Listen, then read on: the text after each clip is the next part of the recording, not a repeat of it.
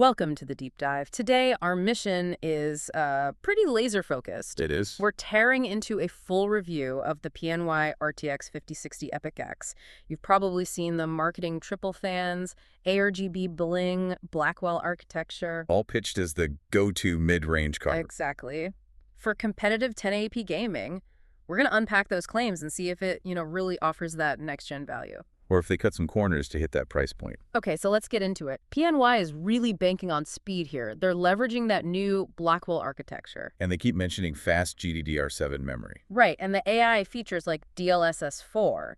For those of you just catching up, DLSS 4 basically uses AI to upscale the image from a lower resolution. Which means less raw power is needed from the card itself. And that's how they can promise those seamless 1080p results. What's fascinating is that the testing really confirms that this strategy works. It works perfectly for its target. So it does what it says on the box. For 1080p, yes. The review frames it as a great performer, giving you genuinely solid frame rates and really good stability.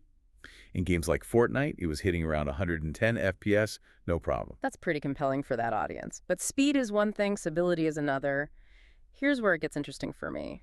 How do they handle the heat? A triple fan setup on a value card seems like a big deal. It is. And the thermal performance is where this PNY version really shines. It's a clear pro over, say, a dual fan competitor in the same class. Okay. Thanks to that, oversized cooling, the card just stayed consistently under control. Testers noted it stayed way below any critical temperatures. And was allowed. That's always my fear with triple fan. Surprisingly, no. They said it remained reasonably quiet under load, and that thermal sealing also means it's great for creators using NVIDIA Studio workflows. It just doesn't throttle.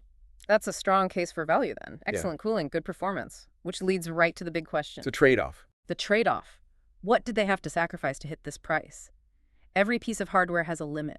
And this is where we need to talk about longevity. The one limitation that came up again and again in the review is the VRAM. It's constrained at 8 gigabytes. To put that in context, think of the GPU core as this really powerful engine.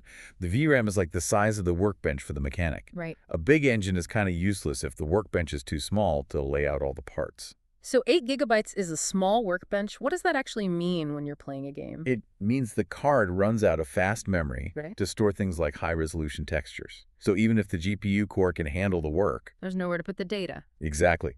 The review explicitly says this becomes a limiting factor in really heavy AAA titles. Think Cyberpunk or Alan Wake 2 with textures on Ultra.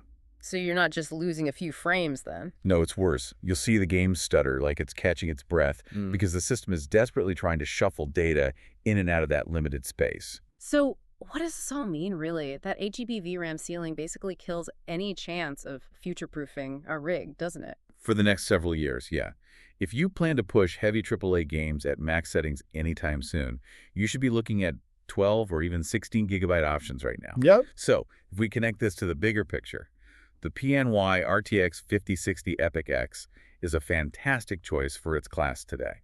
Today being the key word. Absolutely. It's targeting that highly optimized 1080p gaming experience with DLSS 4. It is not a 4K card. It never will be. So the final verdict is pretty clear. You get a very efficient, well-cooled card for a good price, but you're buying it for today's 1080p games. Not for tomorrow's massive texture files. That's how we get knowledge quickly, but thoroughly. And, here's a final thought for you to consider.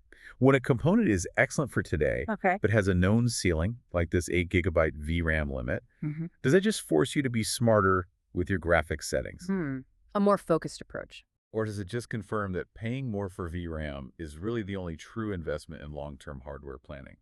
Something to mull over as you weigh that immediate value against future-proofing.